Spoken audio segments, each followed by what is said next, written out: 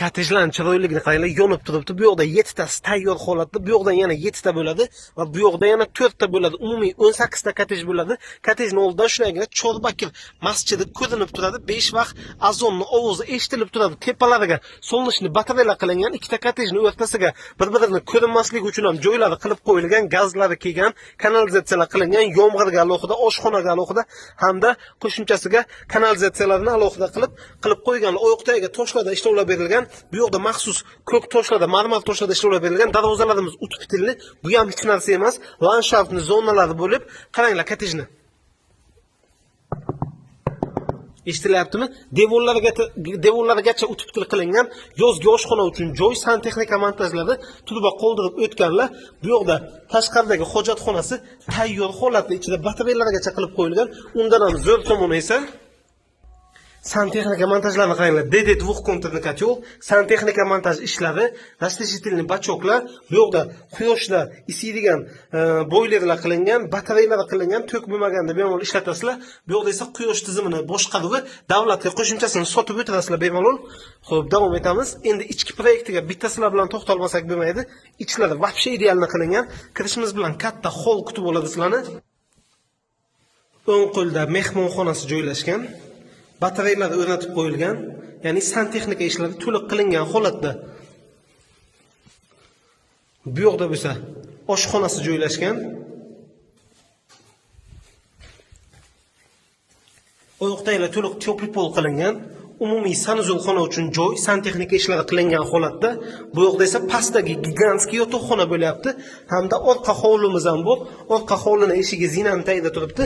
Orqa hovlida mana shunaqa ko'rinishda landshaftni zonalar qilib qo'yilgan. Davom etamiz. Endi esa tezda ikkinchi qavatga ko'tarilamiz. Ikkinchi qavatga chiqishimiz bilan yana bitta kattagina hol kutib oladi sizlarni. Ikkinchi qavatlarda ham topli pol, ustlari plita. Ikkinchi qavatdagi detskiy xonasi. Ikkinchi qavatdagi mehmonxonasi, oldida ochiq balkon, ikkinchi qavatdagi yotoqxona, ichida o'zini sanuzul xonasi bilan birga. Va mana bu yoqda yana bitta yotoqxona, oldida sanuzul xonasi, bu umumiy sanuzul xona, tepli pol. Bu yoqda yotoqxona. Umumiy hisobda kottejimizda 6 ta xona, 4 ta sanuzul tashqaridagisi bilan va tashqaridagi oshxona bilan 2 ta oshxonaga mo'ljallab qilingan, 2 ta o'ylar bir-biriga xalal bermasdan maza qilib yashash mumkin. Chiroyli kottej sotuvga qo'yilyapti. Mana shunaqa holatda ayni damda o'z mehmonxonasida turibmiz. 3 sotixli kottej tayyor, ta'mirlangan, ichidagi jihozlar bilan, gilamlarimiz bilan, shaxsiy buyumlarimizni olamiz dedilar. Qolgan jihozlar qoladi. Bu yo'q kiraverish qismi kirganda mana bunaqa katta konditsionerlar qilingan, stol-stullar alohida juda ham elitnisdan qilingan, qandillar, devorlarga attachento kraskalarda ishlovlar berilgan, katta hol, oxirida oshxona. Birinchi xonasi, ikkinchi xonasi, uchinchi xonasi sanuzul hamda 4-chi xonasi, tashqarida alohida letni oshxona, orqada alohida kotyol, orqa hovlilar, shunga o'xshagan sharoitlar qilib qo'yilgan. Aytganimda hamma yoqda attachento kraskalarda ishlovlar berganlar. Hatto sanuzul xonamizga bunaqa elektronli nimalar unitazlar o'rnatib qo'yilgan. Ko'rsalaringiz bo'ladi. Oldidan o'tishingiz bilan o'zi ochiladi. Dushlar. Davom etamiz. Eshiklar ham zakaznoydan bo'lgan. Akbarvich originali uyib yozilgan yozuvlari. Bu yoqda keyingi xonasi. Lustralar neobishnisidan avtoriskiy dizaynda ta'mirlangan.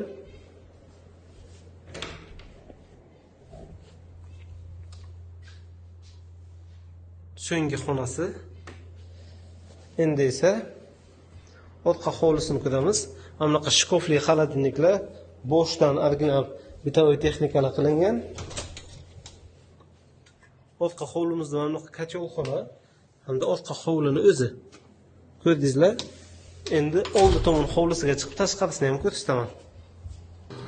Hovli qismiga chiqdik.